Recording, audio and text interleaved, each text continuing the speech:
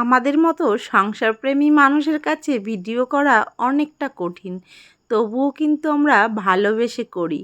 আর ভিডিওগুলো একদম নিজের কাজের ক্ষতি না করেই করি। সকালের কাজবাজ কমপ্লিট হয়ে গেছে, এখন এসছি দুপুরবেলা রান্না করতে। বিয়ের পর যখন প্রথম এসছিলাম, শাশুড়ি মা হাতে ধরে সব রান্নাগুলো কিন্তু শিখিয়ে দিয়েছিল। আজকে তারই মধ্যে একটা রান্না করছি। একদিকে আমি মাছগুলো ভাজছি, আর কয়েক দানা রসুন, একটু আদা আর কাঁচা লঙ্কা, সর্ষে, এই 4টি উপকরণ দিয়ে আমি ভালো করে মিক্সিতে পেশাই করে নিচ্ছি। বাকি রান্নাগুলো আমি করছিলাম, আর এদিকে আমি সব কিছু গুছিয়ে নিচ্ছিলাম। আজকে রান্না করব মায়ের শেখানো একটা ভীষণ ফেভারিট রান্না। আমাদের বাড়ির আত্মীয় স্বজন থেকে শুরু করে যেই আসে, মায়ের হাতের এই রান্নাটা খেয়ে সবাই প্রশংসা করে।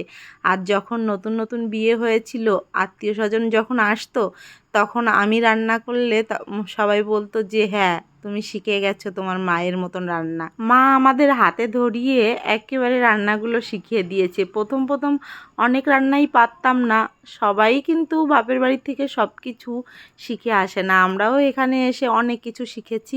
আর দেখো, এইভাবে মাছগুলো কড়া করে ভাজে, এদিকে ভেতরে নরম থাকবে, আবার বাইরেটা কিন্তু শক্ত থাকবে। এইভাবে আমাদের বাড়িতে মাছ ভাজা হয়। আর এই মাছ ভাজা যদি না হয় এরকম, আমার শ্বশুরমশাই খেতেই চাইবে না। এই রান্নাটা যে কোনো মাছ দিয়েই হয়। আর শাশুড়ি মায়ের এই রান্নাটা না একদম সিম্পলভাবে করে, ভীষণ ভালো লাগে। আজকে রান্না করছিলাম লাউ ভাজি, উচ্ছে আলুর তরকারি আর সর্ষে বাটা। তো বাবা নিয়ে এসেছিলো সজনে, তো সর্ষে বাটাতে সজনে দেব। আমি একটু আজকে বেশি করেই সজনে দিচ্ছি, যেহেতু আমাদের খাওয়ার লোক আছে অনেক, সেজন্য একটু বেশি করেই দিয়ে দিয়েছি। এবার আমি সর্ষে বাটাটা রান্না করব, সেজন্য মিক্সারে যে পেশাইটা করে নিয়েছিলাম, সজনে ভেজে রেখেছিলাম সেটা দিলাম।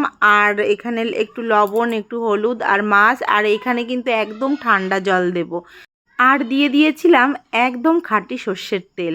এই রান্নাটার মেইন উপকরণ কিন্তু খাঁটি সর্ষের তেল, আর এর জন্যই এমন সুন্দর একটা ফ্লেভার আসে।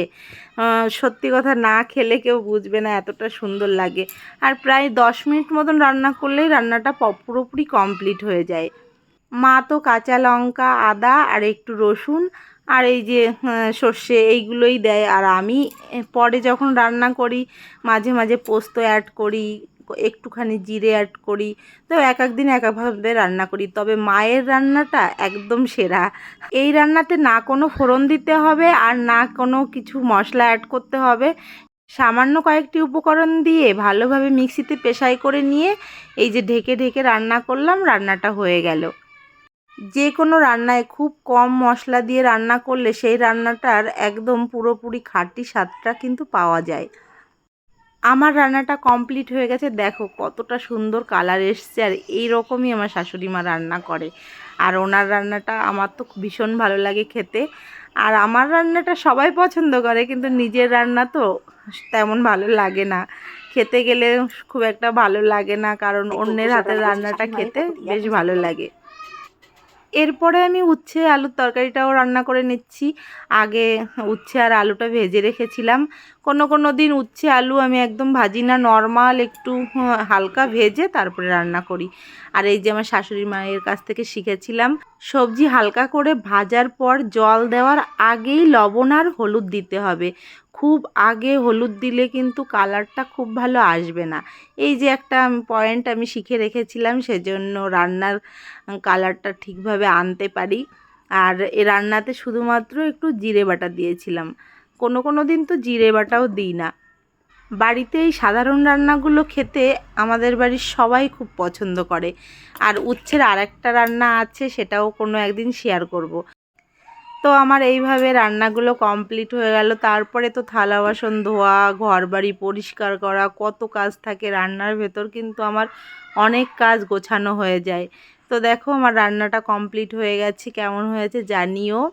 তো লাউ ভাজিটা আগের দিন খেয়ে এসেছিলাম আমার ভাইবোর কাছ থেকে, দারুণ রান্না করেছিল। আজকে লোভ সামলাতে না পেরে আমিও লাউ ভেজে নিলাম। তারপরে বিকালে দেখো একটু রেস্ট নিচ্ছিলাম, তো আমার বড় মেয়ে আমাকে তরমুজ কেটে এনে দিল।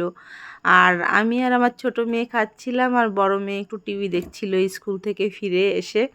তো আরেকটা জিনিস দেখো, এই যে টাকলু হয়েছে। আবার মামা বাড়ি থেকে দিদা হেয়ার ব্যান্ড গিফট করেছে, সেজন্য উনি হেয়ার ব্যান্ডও পরছে। আর সন্ধ্যাবেলা পড়াতে বসেছি, ওনার নাকি খিদে পেয়ে গেছে, সেজন্য একটু খাইয়ে নিলাম ওদের।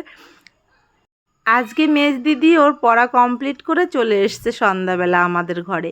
তো হ্যাঁ, এখন দিদিকে পেয়েছে, দিদি এখন পড়াচ্ছে। দিদি থাকলে আমাকে সত্যি লাগে না, আমি পাশে ছিলাম আর ওর মেজ দিদি পড়াচ্ছিল।